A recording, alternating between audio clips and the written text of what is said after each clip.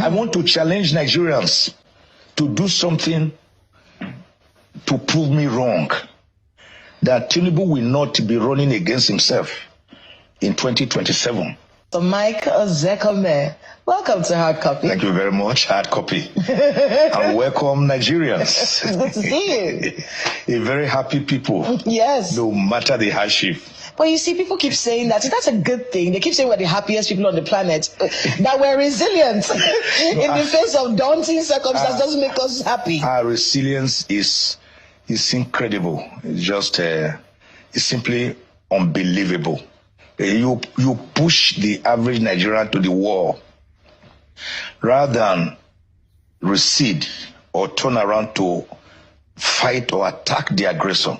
The average Nigerian would rather break down the walls to further run, to run away rather than attack. So even a goat, when pushed to the wall, we turn around and bite. Is that where we are? But Nigerians don't. We are docile. We want to stay in our comfort, in our comfortable cocoons. No one wants to stick out his neck. Everyone is afraid of his or her shadow. That's not how to grow a country. That's not. I keep trying to tell them that's not a compliment. No, it's not complimentary at all. It's not complimentary at all, that you're a doormat. Yeah, I mean, to do nothing is to die for nothing. Well, the question would be, what can they do? You know, what can they do? Oh, civil populist agitation. Civil populist, because a leadership without checks and balances can go dictatorial, absolutist, like Louis XIV of France, who on the 13th of April, 1566, stood in front of Parliament and declared famously, "L'état, c'est moi, I am the state." Because he had no checks and balances. So even in our own homes, if we don't have checks and balances from our wives, from our children, from our husbands, we go dictatorial. So Thomas, it was, who said, the only price we have to pay for our liberty is eternal vigilance. That's Justice Leonard Hand. And Thomas Jefferson once said, when the leadership fears the people, then there is governance and justice enthroned. But when the people fear the leadership, then there is autocracy. Is that not what we are experiencing? Can Nigerians really challenge their leaders now? Everyone wants to join. If you can't beat them, you join them. That appears to be the Stockholm syndrome Nigerians are now suffering from. Stanley, when asked, how do you control the people? Why do you make them so malleable to you? He said, I give you an example. Say, give me a chick, give me a fowl. They brought a live chick, and he started plucking out the feathers one by one, with the chicken bleeding, croaking, screaming, yelling, in pains, in agony. Then when he finished plucking out the entire feathers, he dropped the chicken. He started dawdling away in pains. Then he said, watch me. He dipped his hand in his pocket and brought out some grains, and then called out to the same chicken that he had just tormented. The chicken ran back. Stanley bent down with his palm open, and the chicken started eating from the very palm of the person who had just tormented him.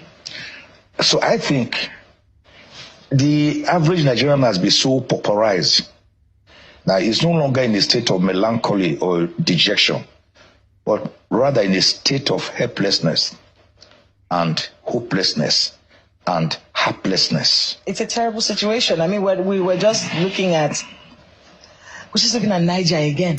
Yeah. Niger. It's coming. People think the flood is, no, there's more. Because every year, the same places. We have Nigerian Meteorological Service, right? Yes. We also have NEMA. Some of these things are known ahead, that there will be flood. Flood warnings are given, communities are stipulated. So what do we do? What have we done effectively? Is it the lack of accountability? Lack of no accountability. one is held responsible for it. Negligence, lack of accountability, nobody being held responsible.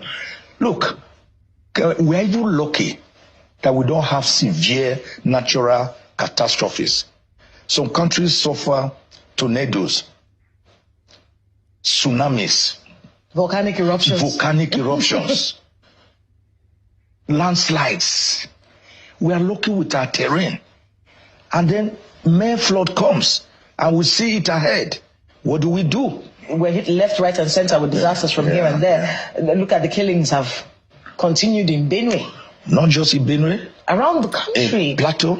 And the insecurity. I want to remind you of something that happened. Your captors have been sentenced to prison. Yes. I think they're in 20 years. Yeah. It's 20 years in prison. I remember then, and I kept thinking to myself, if Professor Mike Ozekome can be kidnapped, who am I? Who am I? And the irony is that I was not targeted. They operated randomly. And this was in the hot afternoon, about past 2 p.m. In the daytime? On the 23rd of August, 2013. And I was released on the 12th of September, 3 weeks later. And that it could happen on a government highway near a police post, a police station, on the way to Ekpoma. And the 4 policemen that were coming for my aid, or to my aid, were brutally gunned down in my presence. And the kidnappers made it clear that they didn't profile me. They didn't know who I was. It was about 2 days later when the news filtered that they knew. And they came to me and said, sorry, sir, we didn't know it was you we kidnapped. Had we known, we would have gone to drop you back because you have been fighting for the common man, including us. It was so touching. And I said, okay, thank you very much. Now that you know who I am. Can I be released? Can I be released? They say, oh no, sir, it doesn't work that way. It doesn't work that way. The vehicle you saw us use, we bought it specifically for the operation. We have burnt it so that it won't be traced to us. So it's expensive to carry out this thing. Very well organized, educated youth, driven to this because of poor governance template. Governments that practice elections, what in my Ozekpedia neologism I call electionocracy. That's what we practice. We just finished one election. Rather than settle down to govern, we're already looking forward towards another election with endorsements here and there of governorship candidates, of Mr. President, people falling over each other to endorse Mr. President, who has not been allowed yet to do his job for over 2 years. Bootlicking at its highest level. Decampments, cross-carpeting by governors who won on the platform of a political party, throwing all morals and decency to the winds, and then crossing over to the opposite party because you want to come back. It's like beans, akara, and momoy. They are the same. So they have no scruples because they don't have any ideological bifurcation. And that's where we are. It's a very painful situation. And we are gradually driving, without knowing it, towards a one-party state.